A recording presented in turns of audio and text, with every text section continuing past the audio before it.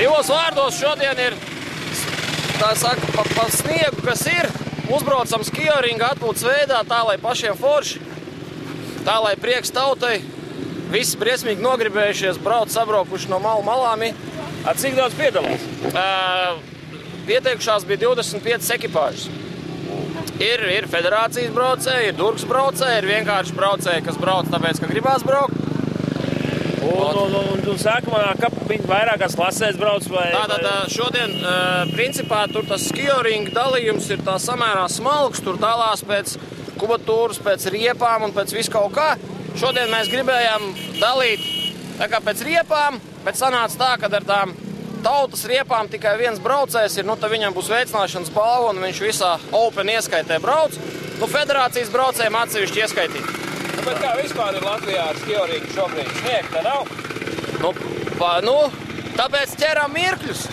Reku mums te laipni šlēga atvēlēja pļaviņu, pieblietējām sniedziņu un paldies Fāteram augšā, kad nenokausēja pa šonakti, jo vakarā jau likās, ka nekā. Vakarā es izgāju ārā un domāju, ka beigas būs, bet reiz pasēž šodien jau ir -3 kaut kāds, ne, tagad jau ir jau uz 0. Ir cilvēki, kas brauc uz baznīcu, ir kas uz skioringu.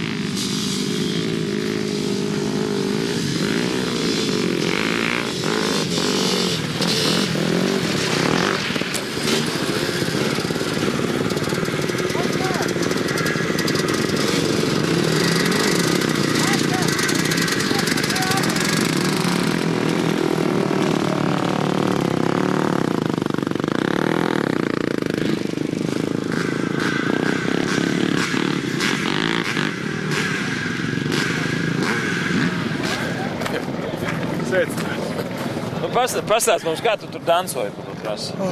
Dansošana jau bija baigi smuki. Visādi šājas, tas ir sports, tur neko. Striķīt cieķē. Uzbrauc uz vienu citu striķa un tas ķēdē iekšā, kamēr atpiņķerē, pirmā vieta. Ar degunu. To mēs redzējām. Un ko tu te izdansoji, kas te notikās? Te jau bija finiš.